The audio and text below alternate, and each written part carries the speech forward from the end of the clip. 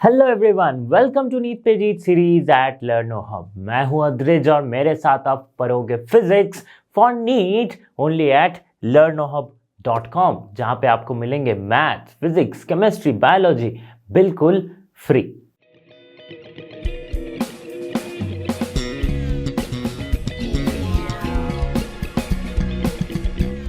Students, rotational motion के previous year के question इस वीडियो में हम सॉल्व करने वाले हैं। जो भी 5-7 सालों में इस चैप्टर से क्वेश्चंस पूछे गए हैं उसको एनालिसिस करेंगे, उसको सॉल्व करेंगे। वैसे तो बहुत टफ क्वेश्चंस नहीं पूछे गए हैं, इजी फॉर्मूला बेस्ड पूछे गए हैं, तो इजीली इसे सॉल्व करेंगे और समझेंगे इस चैप्टर के कंसेप्ट्स को। तो चलिए शुरू करते हैं हमारा पहला question.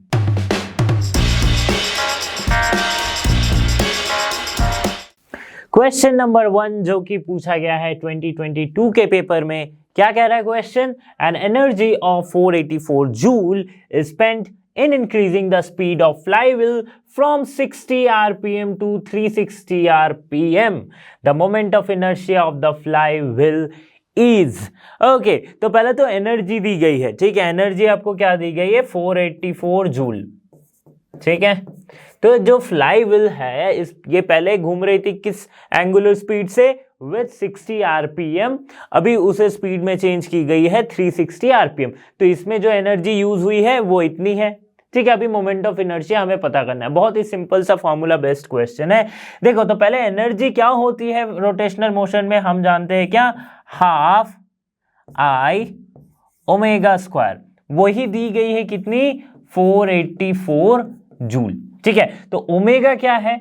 Final omega minus initial omega. अगर मैं करूंगा तो हमें मिल जाएगा ये चेंज इन ओमेगा, है ना। तो ये क्या है? चेंज इन एंगुलर वेलोसिटी है, ठीक है। तो करते हैं 1/2 I into omega final minus omega initial का square. Okay, like this we can do it. Fine, equals to 484 joule दी गई है। ओके, अभी सॉल्व करो। ओमेगा एफ क्या है? फाइनली 360। ओके, 360 आरपीएम है। इसे हमें चेंज करना है किसमें? आरपीएस में चेंज करना है। तो कैसे करते हैं? तो वी डिवाइड बाय 2π/60 से। ओके, मल्टीप्लाई करते हैं 2π/60 से, ठीक है। वैसे ही इसकी स्क्वायर है, ओके, माइनस ये क्या है? इनिशियली क्या थी? 60/60 इंटू 2π। ये आ गया आरपीएस में। अब इसकी भी स्क्वायर है which is equals to 484 joule. Okay, solve करोगे तो क्या मिल जाएगा आपको? 1/2, एक 2π स्क्वायर, और 2π स्क्वायर अगर मैं कॉमन लेता हूं ये बाहर आ जाएगा, तो ये क्या हो जाएगा? 4π स्क्वायर, ठीक है। अभी सॉल्व करो अंदर 6 ओके, एंड 6 की square that is 36, and this is 1 की स्क्वायर 1 माइनस, ऐसा कुछ आएगा। सॉल्व करके देखोगे आप तो इसमें से sorry this I is left, ठीक है। तो इसमें से जो आई की वैल्यू हम निकाल सकते हैं, पाई की वैल्यू पुट करना 3.14, 36 माइनस 1 35, और फिर इक्वेट करना 484 जूल से, तो आई की वैल्यू समवट अराउंड आ जाएगी 0.7 kg मीटर स्क्वायर, ठीक है। कैलकुलेट करके देख लेना, इजी सा कैलकुलेशन है। 0.7 kg metre square, option B is the correct answer, ठीक है। समझ में आ गया कैसे फॉर्मूला बेस्ड क्वेश्चन था। एनर्जी की इक्वेशन क्या होती है? I omega square, half I omega square in case of rotational motion, ठीक है। ओमेगा क्या है? Final omega minus initial omega, ठीक है। सॉल्व करेंगे, आंसर आ जाएगा। Question number 2, a rope is wound around a hollow cylinder of mass 3 kg and of radius 40 centimeter, right? What is the angular acceleration of the cylinder if the rope is pulled with a force of 30 Newton? बहुत easy question है। एक hollow cylinder है जिसपे एक धागा लटकी हुई है, ठीक है, एक रस्सी लटकी हुई है, इस पे 30 न्यूटन का फोर्स लगा रहे हैं। तो ये कितने एंगुलर एक्सेलरेशन से मूव करेगी, रोटेट करेगी, वो निकालना है। ठीक है, इसकी रेडियस दी गई है कितनी 40 सेंटीमीटर, 40 सेंटीमीटर यानी कि 0.4 मीटर। ओके, और मास कितनी दी गई है 3 kg। तो सिंपल अगर हम टॉर्क निकाले, टॉर्क क्या होती है आई अल्फा। ठीक है, आई क्या है moment of inertia of this hollow cylinder. What is the moment of inertia of a hollow cylinder, mr², है ना, mr², और यहां पे आ गया अल्फा। ठीक है, टॉर्क को कैसे लिख सकते हैं, टॉर्क को हम फोर्स के टर्म्स में कैसे लिख सकते हैं, force into the perpendicular distance. तो फोर्स क्या है 30 न्यूटन, परपेंडिकुलर डिस्टेंस क्या है सेंटर से, that is 40 centimetre, that is the radius. So force into perpendicular distance हम लिख सकते हैं। ठीक है, जहां पे फोर्स है 30 न्यूटन और परपेंडिकुलर डिस्टेंस है 40 सेंटीमीटर यानी कि 0.4।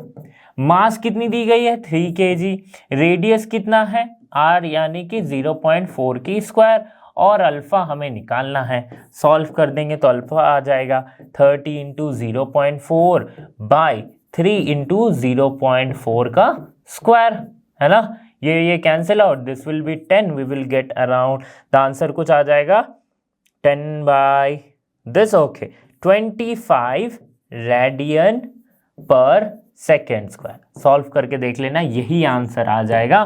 कौन सा ऑप्शन करेक्ट हो जाएगा, option number B 25 radian per second square. देखो अगर यहां पे आप सोचोगे ना तो ऐसे ही दो ऑप्शन कैंसिल आउट हो जाएंगे, है ना। इसमें भी एक ट्रिक है क्या, कि मीटर पर सेकेंड कभी एंगुलर एक्सेलरेशन की यूनिट होगी नहीं, है ना। मीटर पर सेकेंड तो सिर्फ एक्सेलरेशन की यूनिट होती है, लीनियर एक्सेलरेशन की।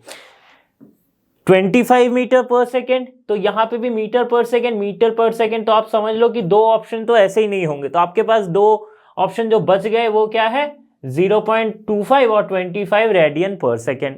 ठीक है, तो एकदम वो केबीसी वाला हो गया ना, यहाँ पे 50-50 हो गया, दो ऑप्शन निकल गए, दो ऑप्शन। तो इसलिए कभी कभी ऑप्शन भी देख लिया करो, हो सकता है कि कुछ सवाल सॉल्व करना ही ना पड़े। ओके नहीं, बट अभी एक्चुअली मैं कॉन्सेप्ट बताया इसलिए मैं सॉल्व करके दिखाया। ओके, तो अगले क्वेश्चन की तरफ बढ़ते हैं।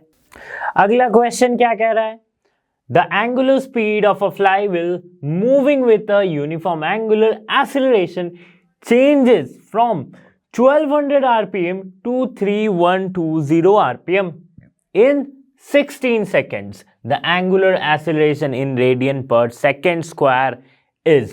ओके, ये पूछा गया है 2022 के पेपर में। बहुत ही इजी सा क्वेश्चन। एंगुलर एक्सेलरेशन क्या होती है, a equals to change in angular velocity by time. ठीक है, फाइनली कितना हो गया, दैट इज 3120 माइनस इनिशियली कितनी थी 1200।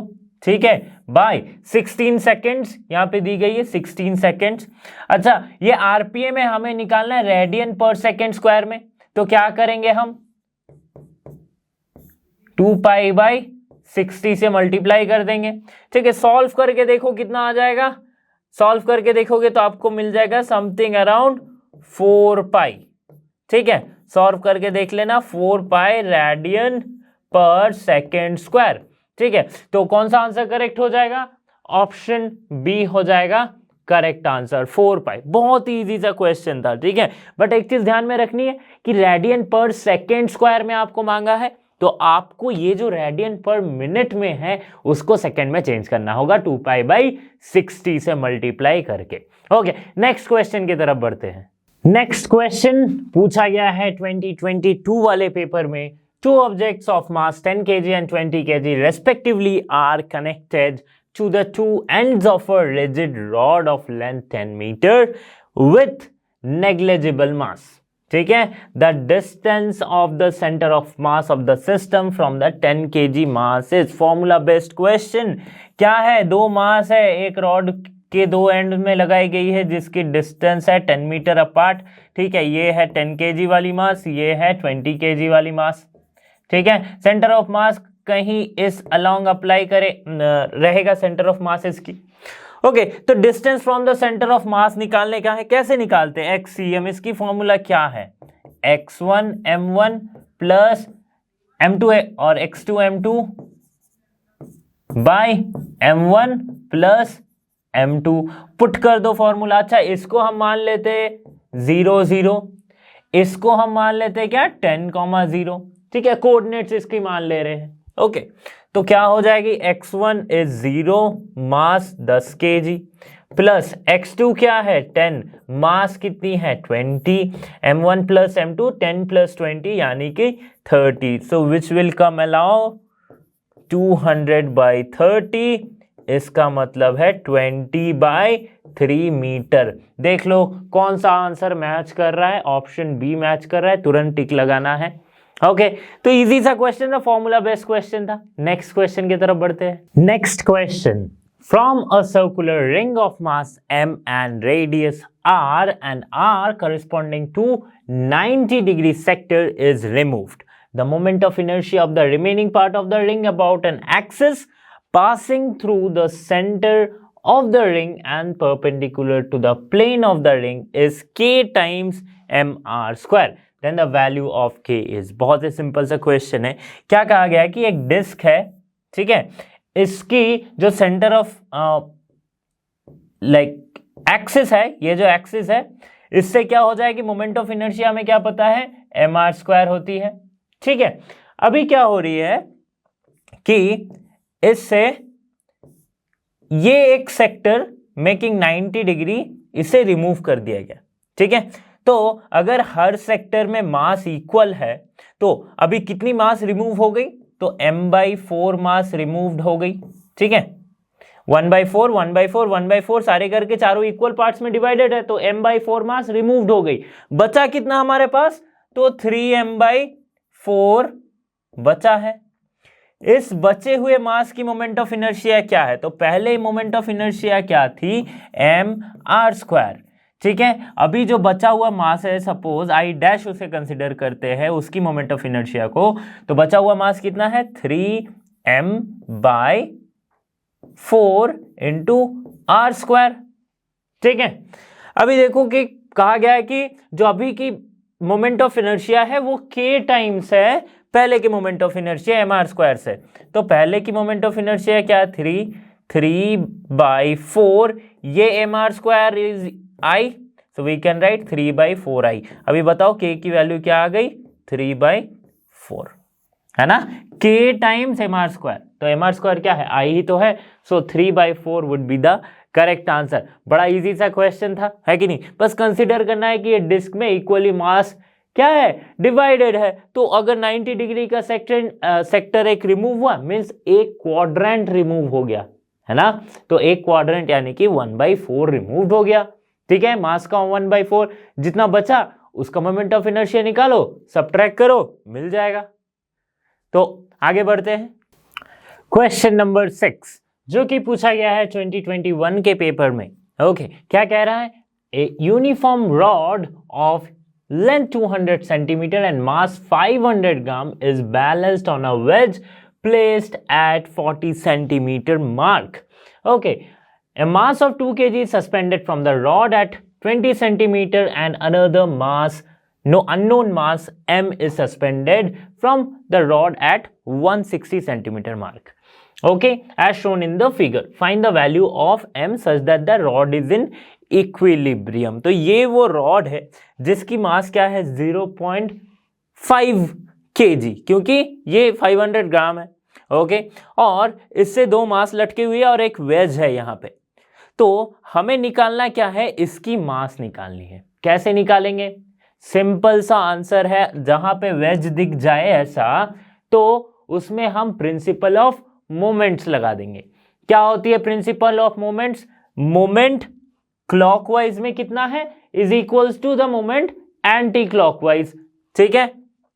तो देखते हैं कैसे करेंगे। तो पहले तो ये देखो कि वेज से एट इस पॉइंट पे तो टिका हुआ है ना ये रॉड, इससे ये वाली मास कितनी दूरी पे है, ये 20 है, ये 40 है, सो यहां से यहां तक की मास कितनी है, 20 सेंटीमीटर। Fine, okay. और क्या बताया गया है, तो और ये मास कितनी दूरी पे है वेज से, 40 है, 60 है, दैट इज 120 सेंटीमीटर की दूरी पे है, ठीक है।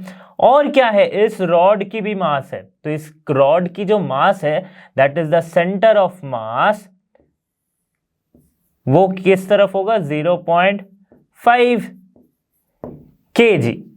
ओके, नाउ अब क्या बात करनी है कि the uniform rod length is 200 centimetre, mass mg is balanced on the plate placed at 40 centimetre, यानी कि इस टोटल रॉड की लेंथ कितनी है, 200 सेंटीमीटर। तो इसकी सेंटर ऑफ मास कितने पे होगी, तो जस्ट 100 मीटर पे, तो ये पॉइंट 100 मीटर पे इसकी सेंटर ऑफ मास होगी। तो इस वेज से इसकी डिस्टेंस क्या हो जाएगी, ये 40 है, ये 100 है, दैट इज अगेन 60। ठीक है, अभी देखो ये वाला इस तरफ है क्लॉकवाइज, एक तरफ क्लॉकवाइज एक तरफ एंटी क्लॉकवाइज मानते हैं। ओके, तो कैसे लिखेंगे, प्रिंसिपल ऑफ मोमेंट से, 2 kg इनटू वेज से कितना डिस्टेंस है 20 equals to centre of mass एक नीचे है और एक ये अननोन मास एक नीचे की तरफ है। ठीक है, तो ये कितना हो जाएगा, सेंटर ऑफ मास से 0.5 kg इनटू वेज से डिस्टेंस क्या है 60 है, प्लस क्या हो जाएगी m हमें पता करनी है और वेज से डिस्टेंस क्या है इसकी इनटू 120। सॉल्व करो, 20 को अगर मैं कॉमन लेता हूं तो यहां पे 20 से कैंसिल आउट हो जाएगा, क्या यहां पे बचेगा 0.5 into 30, okay, plus m into यहां से मैं अगर 20 से डिवाइड करूं तो ये आ जाएगा कुछ 6। ओके, नाउ और आगे सॉल्व करो, क्या आ जाएगा, 2 equals to this will be 0.5 by something around 1.5, okay, plus 6m। Solve करोगे तो m इक्वल्स टू जो आएगी क्या आ जाएगी 1/12 kg। ठीक है, m इक्वल्स टू आ जाएगी, इसका मतलब इसकी मास क्या है 1/12 kg। Simple principal of moments formula based question है। ठीक है, option A is the correct answer. Question number 7, 2 particles of mass 5 kg and 10 kg respectively are attached to the two ends of a rigid rod of length 1 meter with negligible mass. The center of mass of the system for the 5 kg particle is nearly at a distance of, question क्या कह रहा है कि दो मास है, एक है 5 kg वाली, एक है 10 kg वाली, इनको दो एंड्स पे लगाया गया है एक रिजिड रॉड के, लेकिन यहाँ पे रॉड जो है वो मासलेस है। तो देखते हैं, विजुअलाइज करते हैं, हम समझते हैं कि ये एक्स एक्सिस पे लाई कर रहा है। ठीक है, कंसिडर करते हैं, तो एक मास ये है 5 kg वाली और एक मास ये है 10 kg वाली। ठीक है, ये क्या हो गई, एक रिजिड रॉड के दो एंड में, जस्ट लाइक अ डंबल।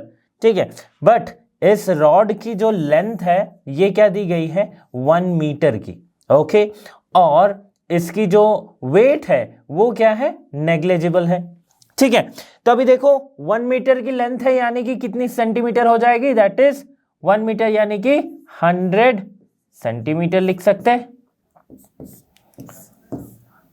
ठीक है, ये हमने लिख दिया। अभी देखो इसकी कोऑर्डिनेट क्या होगी, अगर हम समझते हैं कि दिस इज एक्स एक्सिस है, ये अगर एक्स एक्सिस है और ये ओरिजिन पे लाई कर रहा है, तो इस मास की कोऑर्डिनेट को हम मानते हैं 0 0।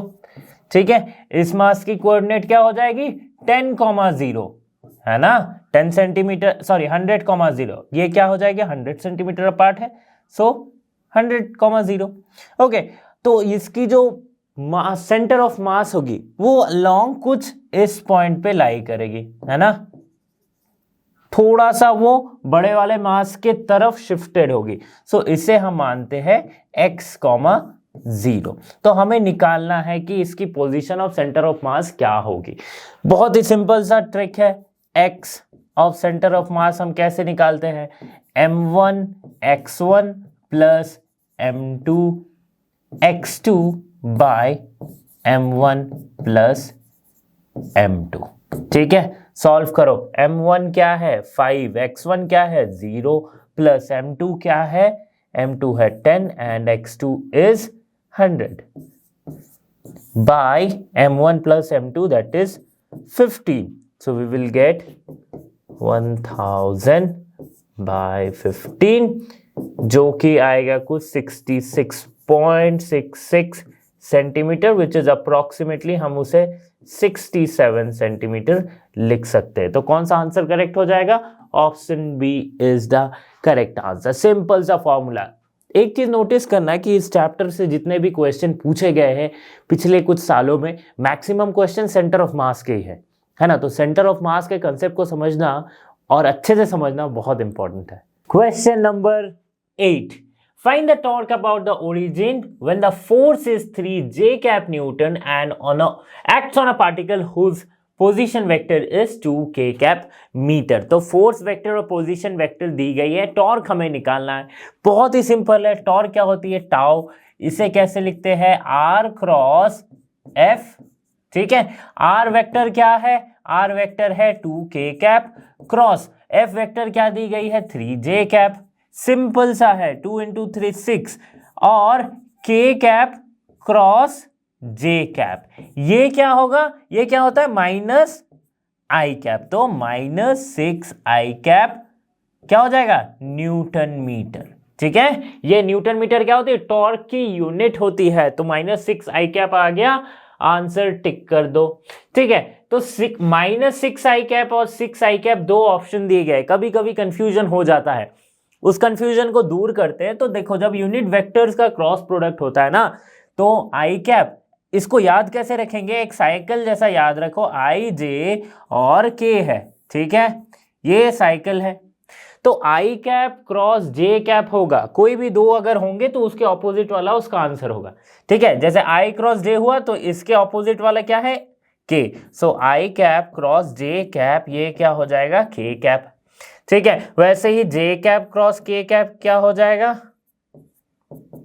आई कैप हो जाएगा।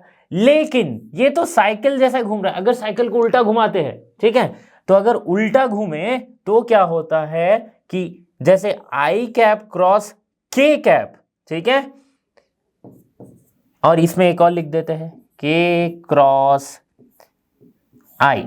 ठीक है। ये क्या हो जाएगा? जे कैप। लेकिन अगर इसी का उल्टा हो जाए, के क्रॉस आई के जगह पे मैं आई क्रॉस के लिखता हूं, तो ये जो क्रॉस प्रोडक्ट है ना, इसे कहते हैं non commutative. Means I cross के इज नॉट इक्वल्स टू के क्रॉस आई। तो इसके यहां पे क्या हो जाएगा? माइनस जे कैप। राइट। तो जब भी उल्टा घूमे तो माइनस जे कैप। तो इसीलिए के क्रॉस जे कैप जब हमने किया के क्रॉस जे, तब हमें मिला आई ही मिलेगा, लेकिन एक माइनस के साथ। So that's why minus I over here. Okay. इसे हम क्रॉस प्रोडक्ट में पढ़े हैं। ओके। नेक्स्ट क्वेश्चन की तरफ बढ़ते हैं। Question number 9, a solid cylinder of mass 2 kg and radius 4 cm is rotating about its axis at the rate of 3 rpm. Okay, the torque required to stop after 2 pi revolution is, okay, ये पूछा गया 2019 के paper में। थोड़ा सा interesting question है, देखते हैं क्या है। कि क्वेश्चन, एक सिलेंडर है, ओके, और ये सिलेंडर जो है ये रोटेट कर रहा है और ये इसकी एक्सिस ये मेंटेन करके रोटेट कर रहा है। ठीक है। कितने? 3 आरपीएम से। ओके। इसकी जो रेडियस है वो क्या दी गई है? 4 सेंटीमीटर, यानी कि 0.04 मीटर। ठीक है। अभी देखो कैसे होगी। तो पहले हमें निकालना क्या है? टॉर्क निकालना है ना, टाउ निकालना है। फाइन। तो अगर मैं यहां पे जैसे 3 आरपीएम, ये क्या दी गई है? ये है इसकी एंगुलर वेलोसिटी। ठीक है। तो अगर मैं वर्क डन लिखता हूं, that is half I omega square. तो ओमेगा स्क्वायर ये क्या हो रही है? फाइनली रेस्ट पे आ रही है। तो हम लिख सकते हैं, यानी कि इसकी एंगुलर वेलोसिटी चेंज हो रही है, that is omega F square minus omega I square, है ना। Final omega square minus initial omega square. ठीक है। तो फाइनली ओमेगा जो हो रही है वो क्या हो रही है? वो 0 हो रही है। इनिशियल ओमेगा क्या है? क्या होगी initial omega? That is 3 RPM. So 3 RPM, इसको अगर मैं रेडियन पर सेकेंड में चेंज करूं, सो 3 into 2 pi by 60, that is pi by 10 हो जाएगा रेडियन पर सेकेंड। ठीक है, अच्छा आई क्या दी गई है, इस ऐसे एक्सिस पे अगर रोटेट करे तो एक सिलेंडर की मोमेंट ऑफ इनर्शिया क्या होती है, M R square by 2, correct. So M R square by 2। ठीक है, तो m कितनी है, m दी गई है 2 kg, इसकी मास कितनी है 2 kg। सो 2 इंटू 0.04 की स्क्वायर बाय 2, इसको कैलकुलेट करोगे तो आपके पास आएगा 1.6 into 10 to the power -3 kg metre square, है ना, kg मीटर स्क्वायर। तो हमें I मिल गया। अब इसमें वर्क डन अगर पुट कर दे तो वर्क डन क्या होती है, वर्क डन को हम लिख सकते हैं रोटेशनल मोशन में I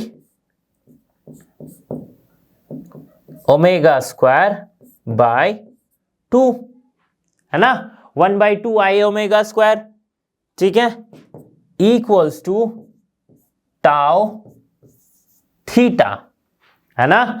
ये हम लिखते थे ना वर्क डन को, टाउ थीटा, टाउ क्या है टॉर्क, थीटा क्या है एंगुलर डिस्प्लेसमेंट। अच्छा अभी बताओ एंगुलर डिस्प्लेसमेंट क्या हो जाएगी थीटा, अगर ये 2 पाई रेवोल्यूशन कर ले रही है तो एंगुलर डिस्प्लेसमेंट क्या होगी 2 पाई इंटू जितना रेवोल्यूशन किया इसने, रिवॉल्यूशन, तो 2 पाई इंटू रिवॉल्यूशन कितना किया 2 पाई, सो 2 pi into 2 pi that is 4 pi square. Okay, put कर दो अब सारे एक इस इक्वेशन में, तो हमारे पास ये आई ओमेगा स्क्वायर, इसको मैं अगर यहां पे पुट करूं तो क्या आ जाएगा, सॉरी आई ओमेगा स्क्वायर की अगर वैल्यू निकालूं तो कैसे आएगी, आई हमें पता है क्या निकली है 1.6 इंटू 10 टू द पावर -3, ठीक है। ओमेगा स्क्वायर, अच्छा ओमेगा स्क्वायर यहाँ पे सिर्फ final omega minus initial omega, तो फाइनल ओमेगा 0 यानी कि इनिशियल ओमेगा सिर्फ -π/10, सो वी कैन राइट -π/10 का square by 2 equals to torque हमें निकालना है और थीटा हमारे पास क्या आ गया 4 पाई स्क्वायर। सॉल्व कर दो, सॉल्व करके अगर हम लिखेंगे तो टॉर्क टाउ की जो वैल्यू आएगी वो आएगी कुछ 2 into 10 to the power -6 newton metre, है ना, ये वैल्यू आ जाएगी। अब मैच कर लो आंसर से, कौन सा आंसर मैच कर रहा है 2 into 10 to the power -6 newton metre, this is the correct answer. कैसे हमने स्टार्ट किया, तो पहले हमने एनर्जी को निकाला, है ना, वर्क डन को निकाला। वर्क डन से हमें क्या पता चल रहा है कि ये जो है फाइनली इसकी ओमेगा जो है वो 0 हो रही है, क्योंकि वो रेस्ट पे आ रही है, तो इसकी एंगुलर वेलोसिटी क्या हो रही है 0 हो रही है, ठीक है। तो इसमें से हमने आई हमें पता था क्या होती है सिलेंडर की, और क्या होती है जो मेन फॉर्मूला जो यहाँ पे हमने यूज किया वो थी ये वाली, लाइक जो वर्क डन है that is equals to the kinetic energy, that is equals to the rotational kinetic energy which is equals to torque into theta. ये क्या है टॉर्क इनटू एंगुलर डिस्प्लेसमेंट, ठीक है। तो इसमें से हम टॉर्क निकाल लिए, हमें ये थीटा मालूम था। Okay, question number 10, two particles A and B are moving in a uniform circular motion in concentric circles of radii RA and RB with velocity VA and VB respectively. Their time period of rotation is the same. The ratio of angular speed of A to that of B will be. Okay, तो हमें ratio of angular speed निकालनी है। Fine, तो हमें दिया गया क्या है कि time period of their rotation is same, ठीक है। तो यहाँ पे बहुत कुछ दी गई है, दैट इज इसकी वेलोसिटी दी गई है VA एंड VB, रेडियस दी गई है RA एंड RB, मतलब दो पार्टिकल है, राइट, जो ये रेडियस है सपोज RA और ये रेडियस है RB, राइट। इस पे जो पार्टिकल मूव कर रही है इसकी वेलोसिटी है VA, इसकी वेलोसिटी है VB, बट एंगुलर स्पीड दोनों के बीच का रेशियो हमें निकालना है एंगुलर स्पीड का। और क्या दिया गया है कि जो टाइम पीरियड है फॉर अ रोटेशन ये क्या है सेम है। तो देखो दिया गया तो रेडियस वेलोसिटी सब कुछ है, लेकिन इतने कंफ्यूजन में घुसना नहीं है, हमें पता क्या करना है एंगुलर स्पीड, और एक चीज दिमाग में क्या रखनी कि टाइम सेम है, तो एंगुलर स्पीड और टाइम का कोई रिलेशन है क्या? बिल्कुल है, that is omega equals to 2π/t। ये हम लिखते थे, है ना, ये हम लिख सकते हैं। ओके, तो ओमेगा ए जो होगा वो क्या है 2π/t। ओके, ओमेगा बी जो होगी उसमें भी टाइम पीरियड सेम है, तो वो भी 2π/t ही होगी, because T A and T B is equals to T only, दोनों सेम है। तो सिंपली अगर मैं इसका रेशियो निकालूं omega A by omega B का, ये क्या आ जाएगा 2π/t/2π/t, दैट इज 1। तो omega A is to omega B, इन दोनों की रेशियो जो आएगी वो 1:1 आ जाएगी। बहुत ज्यादा कंफ्यूजन में नहीं घुसना है, सिंपली 1:1 ऑप्शन बी को टिक लगा देंगे। कैसे, समझ में आया ना? और एंगुलर स्पीड और टाइम के बीच का रिलेशन कैसे है, ये तो सिंपल सा हम पढ़ते आ रहे हैं, 2π/t बहुत बार पढ़े हैं, वेव्स में भी हमने देखा था। ओके, तो बढ़ते हैं अगले क्वेश्चन की तरफ।